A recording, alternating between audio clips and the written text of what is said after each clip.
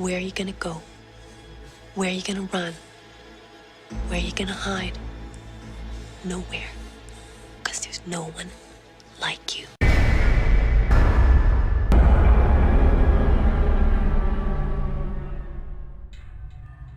Hey gang, quick heads up before we get started. There will be a live virtual campfire this Thursday, September 12, 9:30 Eastern Time. If you're familiar with it, you know how fun it is. If you've never been part of a live stream on Uncle Josh's True Scary Stories, this is your chance to call in and tell your true scary story live. I'll see you there. This is a weird story. I definitely made some stupid decisions, but it was scary.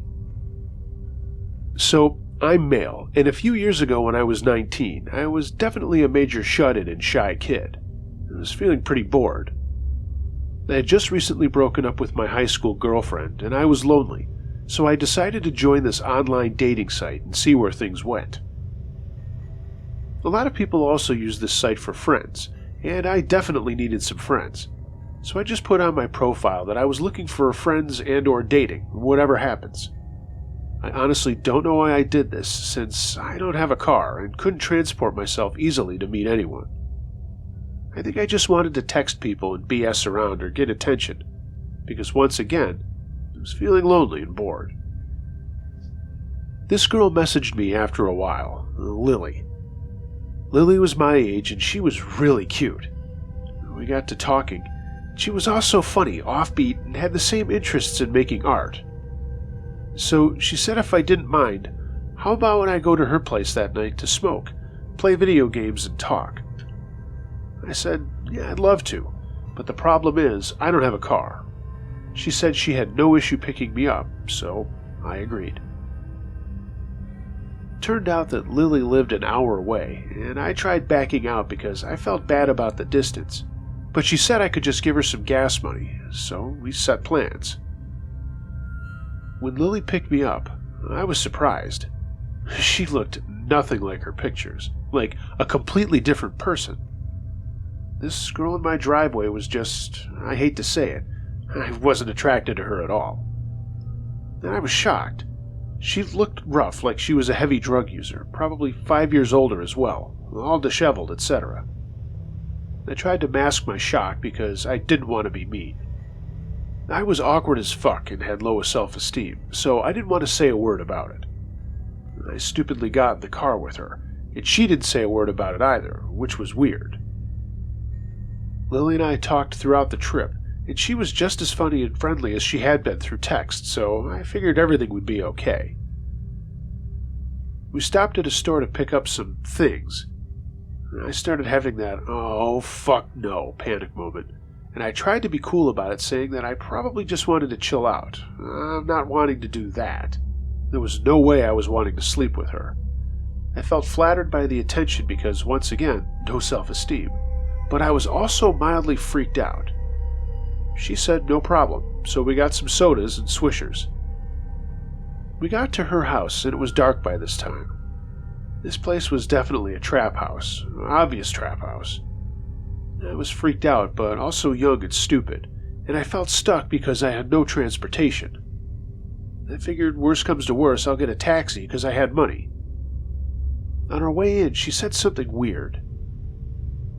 Just so you know, I have 5 roommates, and they're also going to be here. They're probably going to be staring at you, but don't be worried. I think they'll like you. I don't know why, but that just sounded so strange to me. Again, I didn't know what to say, so I laughed it off. I walked in, and there were boxes and trash stacked everywhere. There's 5 people, guys and girls. 3 of them were sitting on the floor playing a video game, and 2 were sitting at a table. Sure enough, they all turned and looked sharply at me, but they didn't say a word. I just stood there. Because I had low self-esteem, I placed it on me. I figured I must be acting nervous or shy like usual. Lily introduced me, but they just stared. We started talking about when we were going to smoke. She said we had to wait for this dude to get back to her, that he'll probably be there in like 30 minutes, and I could just chill in her room until then. For some reason, I agreed. She put the TV on, and I just waited in her room with the door shut for a long time. I felt like I wanted to leave, but had to stay. Finally, Lily came back. We went to the kitchen, and 3 new dudes are there. Again, they just stared me down. All these people looked equally or more rough than Lily. Just when you see a meth user, you can automatically tell what's up.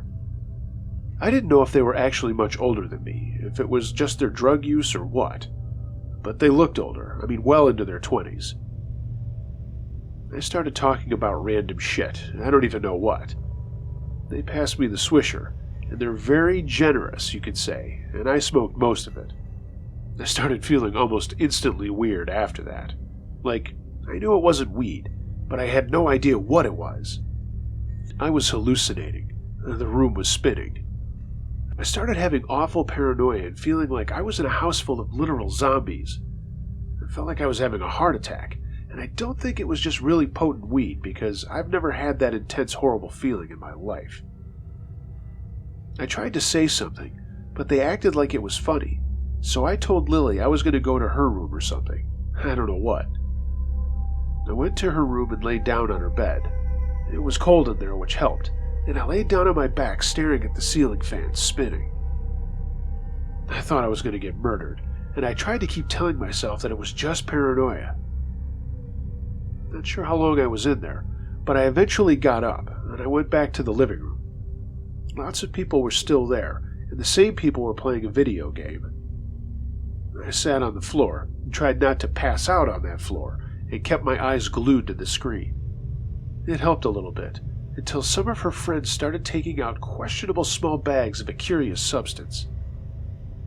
That's when I started thinking, okay, fuck this, fuck that, fuck all of it. I got up immediately, and Lily grabbed my hand and took me back to her room. I said I feel really weird and need to lie down again. She lay down with me, and I said I actually need to leave now, like, let's go now. Please take me home now. She started laughing and said that I had to stay. It was too late to take me all the way back to my house. I told her that I was panicking, I was freaking out.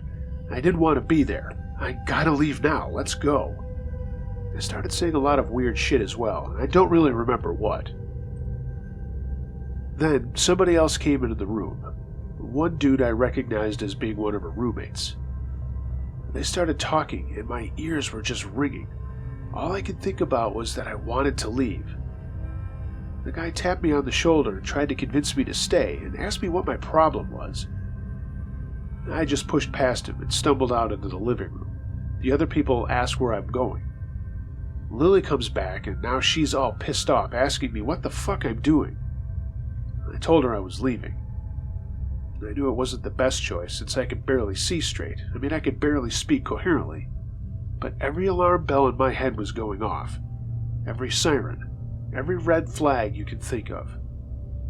It just felt like something bad would happen if I stayed there any longer. And Lily told me good fucking luck getting home because we're not driving you. I didn't respond as I left, and she screamed out the door that I better not call the cops. I had no intention of calling the cops, I just wanted to go home. I walked and walked down the street until I couldn't see the house. I was looking over my shoulder, constantly checking because I was convinced they were watching me. It was probably the paranoia, but maybe. I started panicking about the taxi because suddenly I had way less money than I thought. I had set my stuff down, so I started thinking that Lily and her junkie friends must have stolen money. I remembered that my stepsister told me to call her if I ever needed a ride home from anywhere, and she wouldn't ask questions.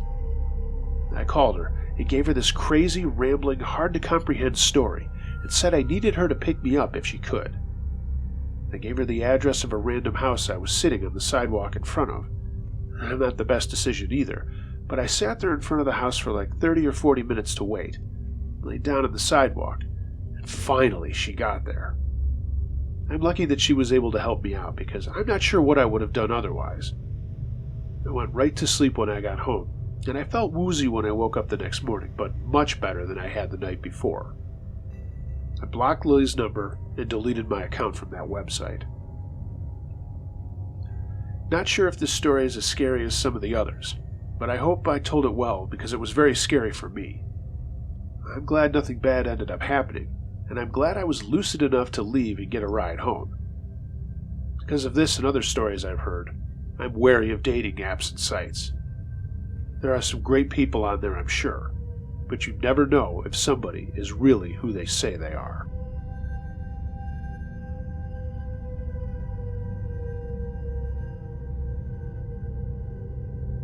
I moved in with my boyfriend 1.5 years ago. We've been together 5 years now and are expecting our first child. He moved into this apartment before I joined him and after I relocated from Ohio. I was never really a fan of this place, and he only chose it because during the time in his life he didn't have a car or many options. It was in close proximity to where he was staying at that time in his life, so it was easy for him to move here. The apartment needed a lot of repairs. It was tiny and barely had any storage. When he moved in, there was still a bed from the previous tenant, as well as medications with Chinese writing and other items in the kitchen cabinets. I'm a very sensitive person in general, and though I've never been plagued by hauntings, I can be extremely empathetic and affected by energies. I have to spend a lot of time alone to recenter myself, and when I first moved in here, I was depressed, but I write that off to relocating from a life where I was very independent and lived alone. This was something I was going to have to get used to. I felt some bad vibes after a week of living there, and after a few days of just being really bummed out, I decided to throw away the remaining items from the previous tenant. Luckily, the furniture was removed before I even arrived, and I decided to sage the entire apartment. After that, I kind of settled in. Fast forward a little bit. The only strange thing that happened since moving in was I went through this short phase at the end of the last year of waking up in the middle of the night because I've always had trouble sleeping. I would wake up between midnight and 4 a.m. and go to the living room and fall asleep on the couch. One of these nights, I think it was 3 or 4, I was falling asleep on the couch and the room smelled like my grandmother's perfume. My grandmother passed away in 2009. When I think back on it, I think it was around that time my son was conceived, so I felt like it was her checking in because I'd gotten pregnant. I hadn't had anything happen like that since. This brings me to a few weeks ago. My boyfriend had gone to use the bathroom, and when he came out, he said he was startled because he saw the shadow of a person at the end of the hallway, which leads to the living room. This was in the middle of the day, and it kind of creeped us both out. A week or so later, we were in bed, and my boyfriend fell asleep before me, and I noticed he was talking in his sleep. He's done that before, but hadn't in quite a long time. I eventually was able to fall asleep, but a couple of hours later I was woken up suddenly to the sound of him talking again. We were laying down facing each other in the middle of the bed, and when I opened my eyes, I saw the shadow of a person right behind him. It was just the upper portion of a person, but I saw a head, shoulders, chest, arms, and hands that were resting on my boyfriend's side. No details, it just looked like it was looking down on us sleeping. Since then, I've had a hard time sleeping and was actually tired that night. I didn't want to acknowledge this thing and make a big deal out of it because I tend to freak myself out before bed when I read ghost stories. So, I asked my boyfriend, "Are you okay for some reason?" I wasn't scared and I didn't feel any bad energy coming from this shadow. My boyfriend mumbled something in his sleep, and I laid my head back down and dozed off again. I haven't experienced anything like this before or since, but 2 nights ago when he was working a second job between 10 p.m. and 3 a.m., I was trying to sleep. I was woken up to the feeling of being pushed. I looked at my cat. She was sleeping at my feet, undisturbed. I did manage to doze off, but I was woken up again to a much stronger push this time. After that, I just turned Hulu on my phone and waited for my boyfriend to get home. I told him about what had happened, and he said that I tend to jerk around when I first fall asleep sometimes. I thought it was weird because that has never happened to me. I've never jerked myself awake like that.